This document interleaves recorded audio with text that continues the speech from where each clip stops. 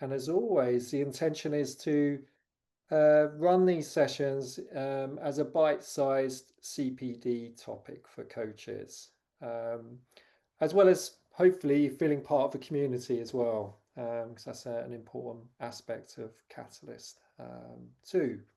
So, Paul, what would you like to say to the group before we get going?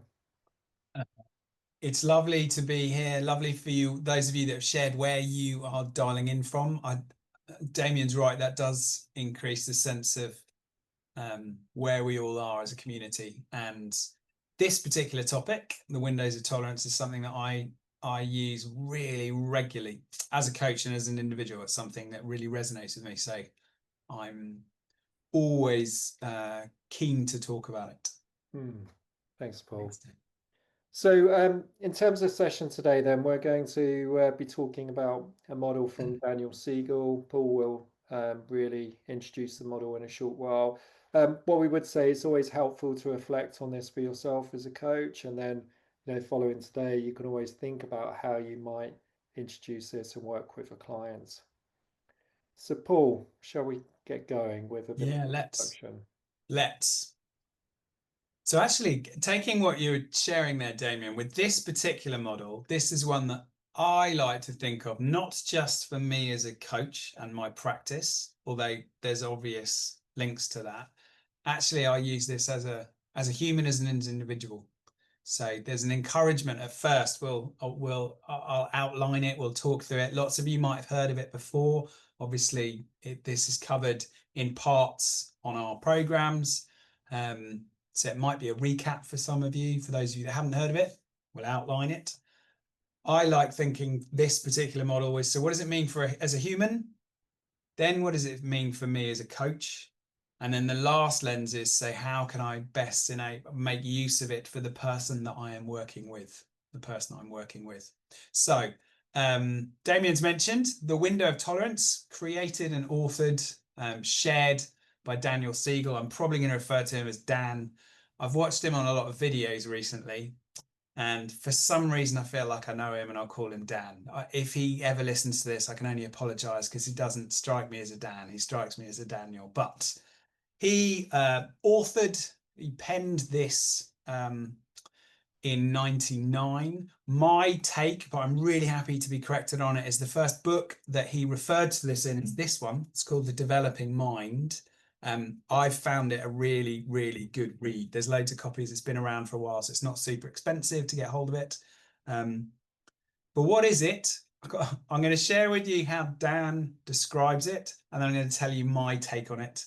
Because Dan is a psychiatrist, a really renowned psychiatrist. He's well known and justifiably so, but sometimes his language, I listen to it and think that's too clever for me. So he describes a window of tolerance as everyone has various intensities of emotional arousal that we can experience without disrupting the functioning of our system. So they feel like big language to me. So what does that mean? It means there is a space that we all can be in where no matter what's going on around us and within inside us, the emotions that we're experiencing don't get in the way of us being able to do really good thinking, to be able to be responding to what is going on around us within us rather than reacting. So that's his take. And I'm going to share, Damien, is it all right if I share a page to bring this to life? And so whilst I bring that up, can I just check, Damien, that you can see that before I start talking and think? I can see the page now. The Yeah, title is perfect. Tolerance. Thank you. So the idea is, in this window of tolerance, in that space where we can do our best thinking, when we're in it, we will feel, as the language down here describes, that we're grounded, we're flexible, we are fully present. When we're talking about emotional regulation, self-regulation, we can experience an emotion, and it could be joy, it could be frustration, it could be anger. But those emotions, we can self-regulate so that we can, in a sense, create space for us to continue to do good thinking, to be able to respond rather than react. And that window of tolerance changes depending on, Dan says, three things. So three things are: one is our state of mind, second thing is our emotional valence, and the third thing is our social context. So in the same way, that feels like big words. The state of mind is things like, are we surprised? Are we hungry? Are we tired? So I'll share with you at the moment, I have a 14-week-old daughter, and it's an absolute delight.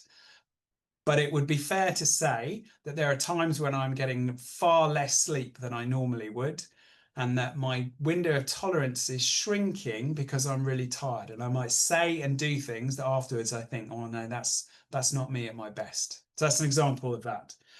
The emotional valence refers to how pleasant or unpleasant we feel that emotion is.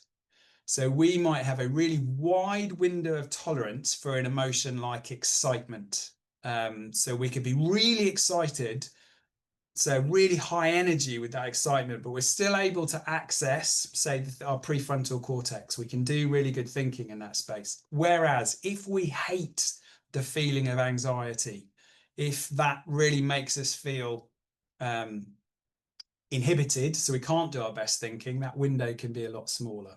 And then the social context, the third of those, refers to the pressure and or the nature of the relationships.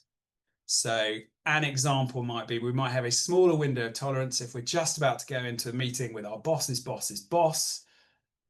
That's the first time they're going to see us, and it'll dictate the next 6 years of our career. Understandably, that window of tolerance might shrink. And on top of that, it's not just one, two, or three of those lenses. You can actually have a combination of all of those. You could be surprised, you could be really tired. It might be an emotion that you can't stand, like anxiety, and you're in a meeting that is incredibly important, and so your window of tolerance might get much smaller. So the question is, so what happens when you're pushed out of that window of tolerance? The first of those that Dan describes is where we move to a space of hyper arousal. So what's going on in our bodies when this is the case is that we often have we have excessive activity of our sympathetic nervous system, which is the nervous system that gets us ready to do things. So physically, you might notice things like blood flowing to your muscles or your pupils dilate. And in that space, we've got this language around high energy. You can experience things like anxiety, anger. It's a space where someone might feel overwhelmed. And the opposite lens to that is hypoarousal. So it's rather than a really, really high energy, it's coming down in the other direction. So Dan describes, rather than the sympathetic nervous system, it's the parasympathetic nervous system. It's the part of us that slows us down. Sometimes it can be really helpful. The balance between parasympathetic and sympathetic is what we are trying to, as humans, we're moving through that at any one time. And in hyperarousal, that is where we might get a sense of being numb. We might become withdrawn, we might shut down. Sometimes the emotions like shame can see in this place where we're kind of we're distancing ourselves from something that feels uncomfortable. Damion, what would you add to that in terms of an overview and a description of it? Well, I think if you think about being in the, I suppose, coherent state, which is the middle window, that's your window. Um, I think for us as coaches, we know the importance of safety and creating a secure relationship where there's a strong container to support the dialogue that's happening. And so I'd say when you're in that window, you often feel safe. Um, so, a coachee could be very vulnerable, but they feel safe, so they feel held. So they're not getting tipped into hyperarousal, that place of chaos. Um, so yeah, so I think I want to say that safety. Often coaching may be feeling calm as well. Um, but compared to when they're in hyper arousal, when they're in chaos, where perhaps they're being more reactive, more impulsive in terms of their behavior. Um, and then I think that hypo arousal may often be where they seem disconnected from how they're feeling. Um, Also, could be an emotional flatness in terms of how they're presenting as well. So I think they're the only other bits I'd add in, Paul. Yeah. Thanks, Damion. Thank you. I guess it's the language that you used in there, Damian, which made me think when I use this as an individual, there are two things that I do, which is one, what's the state that I'm noticing within me, and what are the behaviors that I spot that I'm doing that might indicate I'm moving towards one of those two windows. So I'm really clear that the edge of the window that I bump onto a lot more is the hyper arousal. I think it's because I'm naturally quite high energy and I like that space. But what I notice is I get more of, I call it a brain whiz. So I'm just thinking of lots of things at the same time. But what I often will do is I'll be doing 3 or 4 things at the same time. So I love the metaphor that I've used, or someone's used with me before, which is like you've got all the tabs open on your laptop. That's what's happening in my brain. I've got an awful lot of open loops, and it might mean that I do things like I'll send an email and it is not quite finished, or I haven't done a final check through. So it's playing out for me in that space. And when I notice that, either the feeling of brain whiz or here's a behavior that I know I play into, it gives me data, which is okay. So it's my choice now what I do in order to help get myself back into a place that I would like to be within my window of tolerance. The other extreme, though, as an individual, I do experience it sometimes. Um, that sense of disconnection for me happens when I notice that I'm not passionate about things that I normally would be passionate about. And it's a really hard description for me to, rather than brain whiz, it's like someone's just turned the volume down and I'm beginning to mentally just disengage. There's a sense of I'm not really in this anymore. Um, Rather than half finished emails, where that plays out for me is sometimes where I might send an email that I know is not finished, but it's like I don't care as much as I normally would. Um, So in that space, I guess I'm sharing with you, we all will have our own bits that push us towards the edge of our window or push us outside our window of tolerance, both into hyper or hypo arousal. And I hold it can be really helpful for us to know that. There's a couple of questions that have come in. I'll just touch on that. So David asked a question, which is how is it created? I quite like Dan Siegel talks about each person's window of tolerance is a little bit nature and a little bit nurture. So he holds some of this is within us as an individual when we're born, but it also the environment that we are therefore brought up in as we develop, it can have an impact on those. It can have an impact on those. Good. And Maria's asked a lovely question about how to use this model with your coachee. We'll absolutely talk about that a little bit more in a second, Maria. We'll turn on to that. Yeah, Paul, I just going to add a bit to the how it's Yeah. created because I I think as coaches we can't leave it to chance. And I know people who've trained with us will hear, us as faculty talking about this all the time. But the window's created from the practices that we use to develop our capacity. And I'll talk in a moment about what might be going on for us as a coach. But I would say, if I, for example, built a capacity to be, and we often use emotional light bulbs, if I built a capacity so I could be with a 60-watt light bulb in terms of a reaction from a client, well, when it's a 20% of 30% reaction, of course, I've got the capacity so I stay in my window. But let's just imagine I hit a 70-watt reaction in a client. Well, I'm likely to get impacted by that. So it's very dynamic. And I would say it's really important for us to understand, when I'm triggered, how do I know? What do I notice happening in me if I'm moving into that fight or flight response, which is the hyperarousal, or perhaps I have a tendency to go into hypoarousal, that freeze faint response. Again, but how do I know this? Because it isn't going to be something I think about. When I'm thinking, it's often after the event. In the event, when I'm triggered, it's going to be a felt sense of it. What do I notice? And you see this in clients. I had a client the other day where she touched on emotion and she went to disconnect from it, which she did. Often we stop breathing, we hold our breath. So I observed that happening in the session. Um, so it can happen very quickly, it can be very dynamic, both for the client and for us, actually. But we build our capacity, we build our window. Thanks, Damien. Excuse me. Kay's also mentioned this feels linked with our resilience, and this is absolutely a concept which is akin to it. It's one way of thinking about how we can be resilient, how we can be resilient. I like that. Maybe there's one other lens I'll just add in, which I quite like, which is Dan talks about when we are pushed outside our window of tolerance.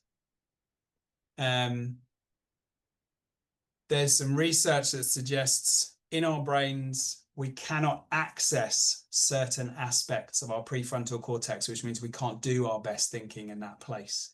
And that's absolutely a place where, if we're in conversation with someone as a coach, and we notice there's a reaction going on, but they're not able to do that, part of our work can be, if we can be okay in that space, we invite them back into their window of tolerance.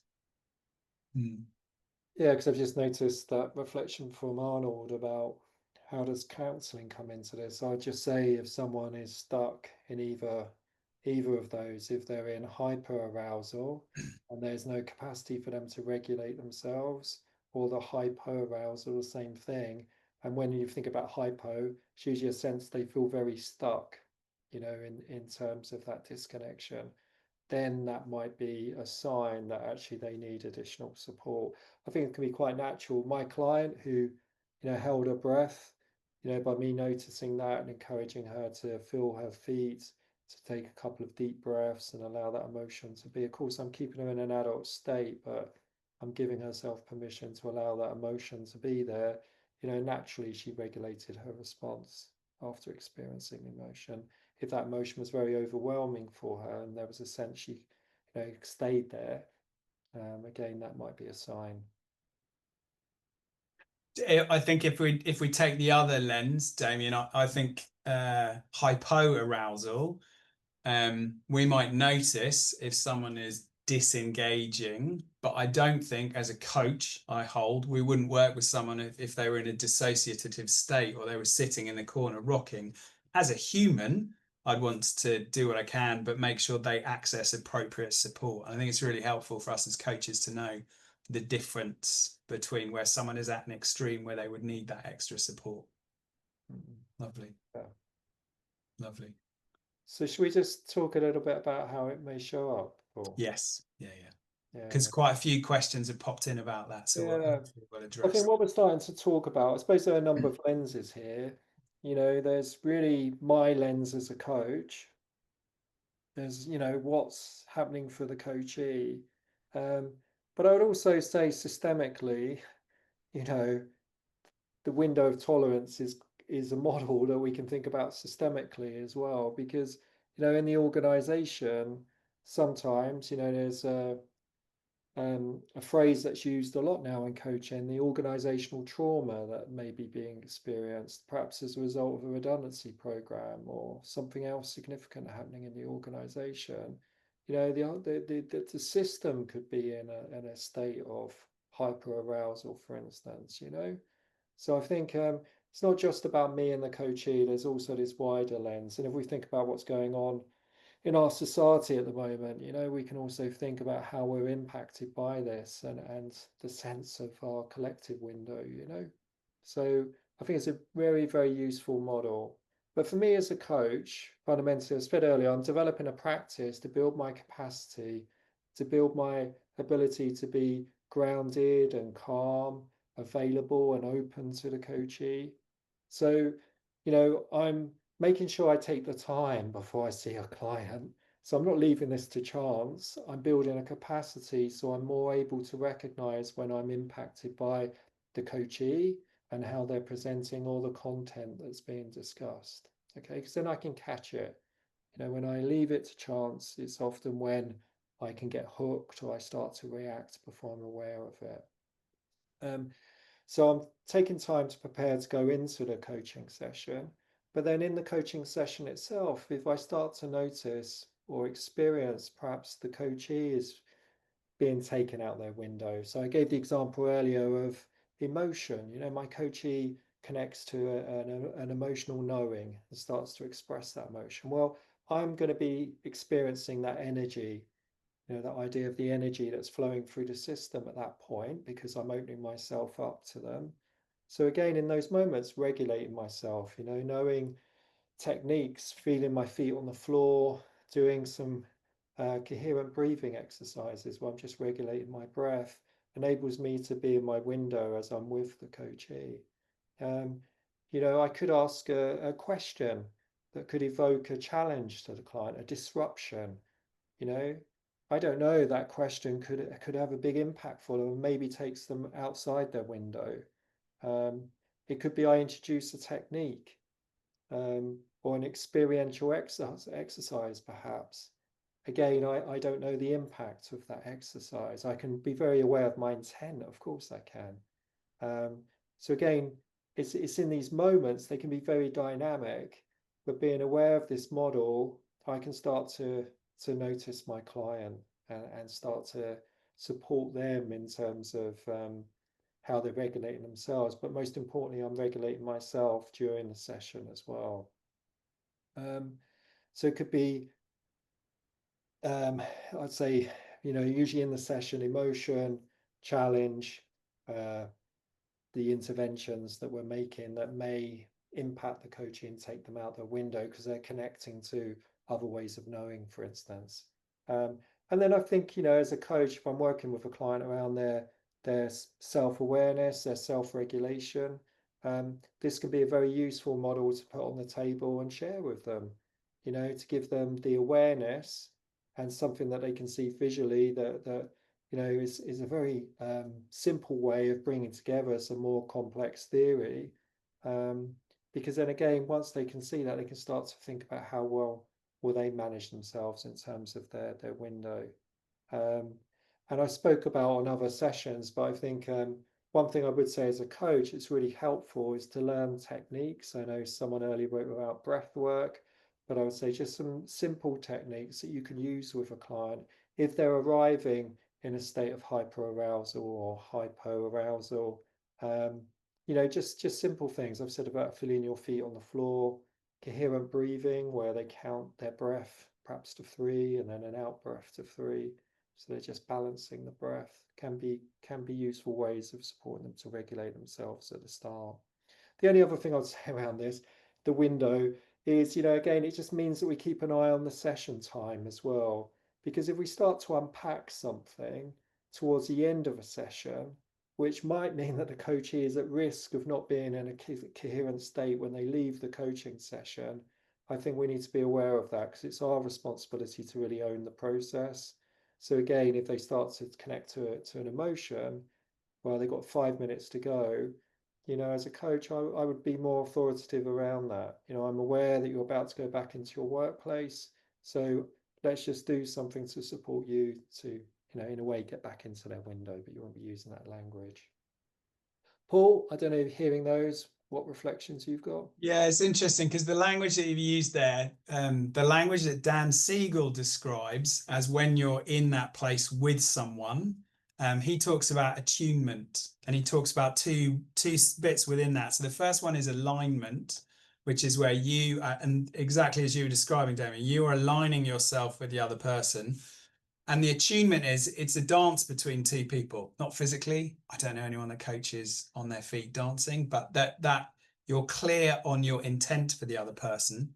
So alignment's the first part, and I like that. The second bit, which I really liked that he talks about, is the sense of resonance that you can have. He talks about it as a therapist, but we're holding as a coach. And the resonance is the impact that you have with someone after your conversation. So if you can help someone to potentially understand their window of tolerance, and in the conversation, through your presence, you help them re-enter their window of tolerance, great resonance would be in the future when they realize they're in the same state. They can remember, oh, that was a really helpful conversation with my coach. And actually, I know what helps. I know that if I concentrate on the feeling of my feet on the floor, I can bring myself back into my window. Which I quite like that language, alignment and resonance. Alignment in the conversation, resonance, which is what might I hope that that sticks with them afterwards. Thanks, Damion. I guess the other bit it was sort of making me think of is that Dan talks about there are a couple of bits that we can use when, so I know we've talked about this before, Damion, which is he talks about helping someone to recover. And I think as a coach, with different language would be better. I'm not sure this is helpful, but he says there are 4 things that an individual can do that help someone in this space. So one of them is a construction of the story or the narrative so that they can make some sense of it. The second thing we can do is just bear witness and be a human to human when someone is in that place. And then the third and the fourth bit is training and role modeling. So in that language, if we come back to role modeling, that's exactly the bit that Damion was describing, which is if we can stay present in our window of tolerance, but be with someone as you're saying, I can see what it feels like. I'm, we're showing our empathy. And the training really, I think of as the informative part of coaching, where you say, look, there's a model for this. And we know the power of normalization. We're saying you're not the only person that's experienced this. This is a version that might be helpful. I found that sticks with people. Here's a model. I'll explain it to you briefly, but let's make it specific to you. What does it look and feel like? I think it's that bit actually, when I said at the beginning, I really like this model, is because it sticks with me.